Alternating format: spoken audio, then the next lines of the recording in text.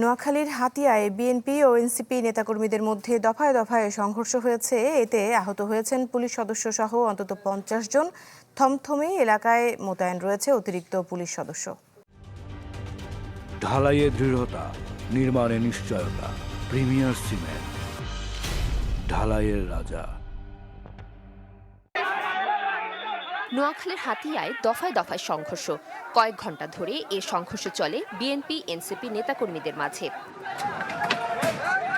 সংসদ সদস্য হান্নান মাসুদের দাবি, বুধবার দুপুরে নির্বাচনী সহিংসতায় ক্ষতিগ্রস্ত এলাকা পরিদর্শনে চানন্দী ইউনিয়নের প্রকল্প বাজার এলাকায় যান তিনি।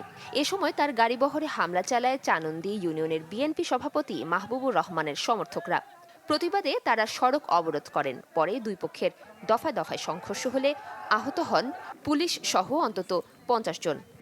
আমরা যখন আসতেছি তখন ওদের পার্টি অফিস থেকে বলতেছে যে এদেরকে ঢুকতে পারবে, যেতে পারবে না। পুলিশ কিন্তু ওখানে অবস্থান দাঁড়ানো। বেলাল বাহিনী তাকে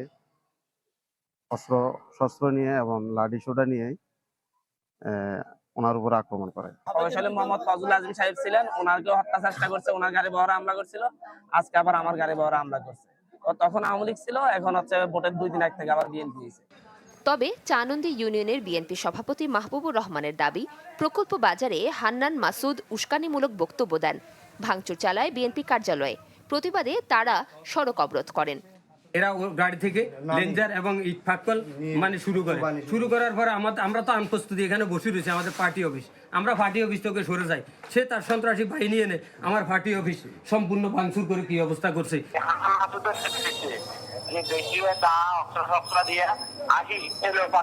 আমাদের 7-8টা মোটরসাইকেল ভাঙচুর করছে এবং ইভেন আমার নিজের মোটরসাইকেলটা ওখানে বাজারের উপরে দাঁড় করানো।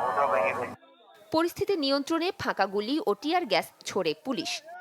পরিস্থিতি শান্ত করার জন্য দুই পক্ষকে দুই দিকে সরানোর চেষ্টা করে তখন উভয় পক্ষ আমাদেরকে লক্ষ্য করে ইট পাটকেল নিক্ষেপ করে। সেই ইট পাটকেলে আমাদের মুর্শিদাবাদ তদন্ত কেন্দ্রের পুলিশ পরিদর্শক জনাব শহীদুল্লাহর পায়ে আঘাত পায়। অপ্রীতিকর ঘটনা এড়াতে এলাকায় মোতায়েন করা হয়েছে আইন শৃঙ্খলা বাহিনীর বাড়তি সদস্য। Desk report, channel 24।